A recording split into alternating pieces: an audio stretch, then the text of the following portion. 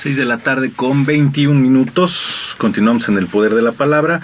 Aquí en la cabina tenemos a Alan Adame, él es consejero del Partido Acción Nacional en la Ciudad de México. ¿Cómo estás, Alan? Muy buenas tardes. Querido Arturo, muy buenas tardes. Un saludo para todo el auditorio fiel del poder de la palabra.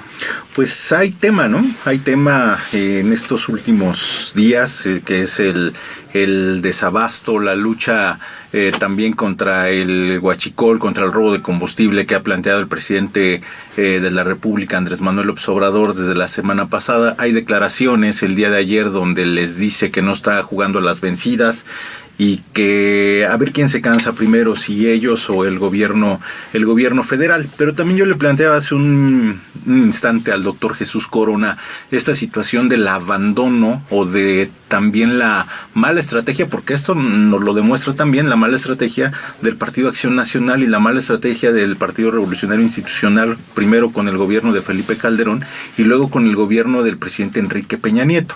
En ese contexto es que se da este asunto en un 2019, en un inicio de un 2019 complicado que ha puesto a prueba, o son las primeras pruebas de el presidente López Obrador. Fíjate, Arturo, que a mí me llama muchísimo la atención que no han transcurrido ni 40 días de esta administración y ya nos estamos dando cuenta que este discurso del me canso ganso, que este discurso de un gobierno que puede todas, ¿no? Porque tienen una mayoría en el Congreso, porque han logrado permear la mayoría de los congresos estatales, que han fijado la agenda con los superdelegados en cada uno de los estados, hoy nos queda clarísimo a todos los ciudadanos que es un gobierno esquizofrénico, Arturo. Uh-huh. Es esquizofrénico porque pasamos de las ocurrencias de López Obrador al verdadero absurdo. Y ahora que escuchábamos al doctor Jesús Corona platicar un poquito del detalle de lo que ha transcurrido en las últimas horas con el desabasto del combustible, es increíble que el presidente de la República haya salido a decir en su conferencia mañanera que no nos preocupemos, que no hay desabasto, que no es cierto, es una cortina de humo, es una estrategia organizada por la prensa fifí. Pues, y bueno, la jefa de gobierno, Claudia Sheinbaum, también decía que no es cierto, que no hay desabasto en la Ciudad de México. Pues yo los invitaría a los dos a que hagamos un recorrido en las calles de la ciudad, vayamos a distintos puntos y a distintos estados también de la República para ver si efectivamente hay o no hay desabasto. Ya son 8 estados del país donde 9 de cada 10 gasolineras son las que no tienen ni siquiera Magna ni Premium en sus contenedores. Te diría que esto ha sido dramático, el hecho de que descarten el problema, el que no acepten cuál es la realidad y que tristemente los mexicanos hoy tengan que estar sufriendo por estas decisiones. Fíjate cuán esquizofrénico ha llegado a ser este gobierno, que por ejemplo para combatir la corrupción del aeropuerto, pues decidieron cancelarla, ¿no? Y eso implicar un costo de 120,000 millones de pesos, como ya lo hemos platicado antes.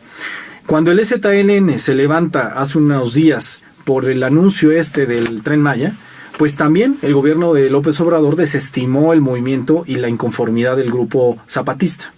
Y hoy, de nueva cuenta vemos que para combatir el robo de combustible, la sabia decisión de esta administración fue: vamos a cerrar la llave y vamos a afectar a todos los ciudadanos. Cuán irracional está haciendo este gobierno, ¿no? Pero a ver, ¿se tiene que hacer algo contra el huachicol, sí o no? Por supuesto. ¿Se tomó una mala decisión? Te voy a decir, yo creo que el diagnóstico que ha hecho el presidente López Obrador y Morena de muchos de los problemas a nivel nacional es el correcto.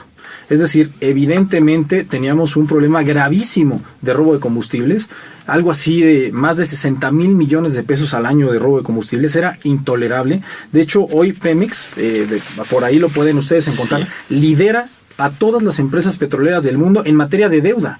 Es decir, el 97% de los activos de Pemex apenas servirían para cubrir la deuda que tiene Petróleos Mexicanos. ¿Estás de acuerdo que esto no es un problema nuevo? Que es un problema por supuesto que no. Desde, la administración Calderón, PAN, ¿no? Y la parte de la refinería que se pensaba construir, sí, ¿no? Se hizo una barda solamente y ahí quedó el asunto. Pero esto no es nuevo. Hay poblados completos que se dedican a la venta, al robo, al trasiego y a la venta de los combustibles. Y se agudiza con el presidente Enrique Peña Nieto. Es decir, esto no es un problema que se haya detonado en la administración de López Obrador. No, no es un problema estrictamente de la administración de López Obrador. Lo que yo te diría es que efectivamente Pemex venía acarreando una serie de problemas, sobre todo desde Cantarell, que era el principal abastecedor de petróleo de nuestro país, la principal reserva que teníamos, comenzó a decaer de manera dramática. En la administración de Calderón tú mencionas que, bueno, pues ahí podría darse el inicio del problema, y te puedo decir que en esa administración estábamos cerrando arriba de los 5 millones de barriles diarios. Fue en la administración de Peña Nieto cuando comenzó el declive acentuado de Cantarell y donde comenzó el problema principal, porque la administración de Peña prefirió apostarle a la reforma energética como la posibilidad de tapar ese hueco que se generaría fiscal y de producción. Tan es así que, bueno, en la administración de Calderón se tomó la decisión, por ejemplo, por cuestiones económicas, de producir combustible en Estados Unidos, porque los mecanismos, la regulación, permitía que la fabricación o la producción de combustible ya fuera mucho más barata.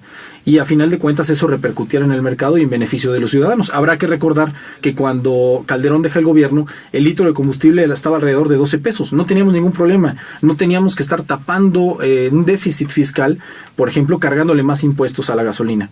Que va de 12 pesos cuando entró Peña Nieto a los más de 20, 22, 23 pesos que hoy en día cuesta el litro de combustible. Pero esa también fue, tiene ahí responsabilidad del Partido de Acción Nacional. Varios de los diputados votaron y ahora estamos con estos precios porque lo votaron los panistas también. Mira, ese es el discurso que me ha llamado mucho la atención que han utilizado los cercanos a Morena últimamente, porque dicen... Hay que entrar a los registros de la dicen, Cámara no, de es que el Diputados, PAN y el PRI lo votaron en su momento. Efectivamente, están las votaciones en un contexto particular de la reforma, donde no era el único tema que abordaba la reforma. Pero en este momento Morena tiene la mayoría en las dos cámaras, tiene la mayoría a nivel nacional para una reforma incluso constitucional, y la pregunta es ¿por qué no lo hace? ¿Por qué no ejerce ese poder que tiene de voto para revertir? Y ahora hace unas semanas que aprobaron la ley de ingresos, ¿por qué no revirtieron este impuesto tan alto? Deberían, en ¿no? IEPS, ¿no? Deberían de haberlo hecho, porque en el discurso pues López Obrador prometía y se paraba al lado de las bombas de gasolina a decir claro, que, pero tú eres un no hombre, iba a haber un hombre de la política y también le entiendes a la administración pública.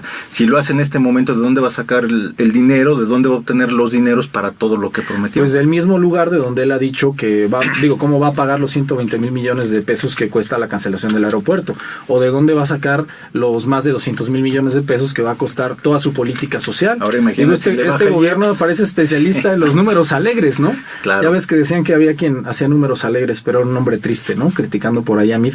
Yo le diría a esta administración que actúen con responsabilidad, tienen esa mayoría que les permite llevar a cabo estos grandes temas, y eso sí sería una cuarta transformación, no lo que estamos viendo hoy en día. Desde la oposición, ¿qué se puede hacer? Porque la oposición quedó chiquita. Sí. Está pequeña en las cámaras. Primero te diría, sí, efectivamente, es una oposición disminuida, una oposición que no tiene la misma fortaleza que teníamos antes, porque la gente, el electorado, decidió darle este voto de confianza y mayoritario a Morena.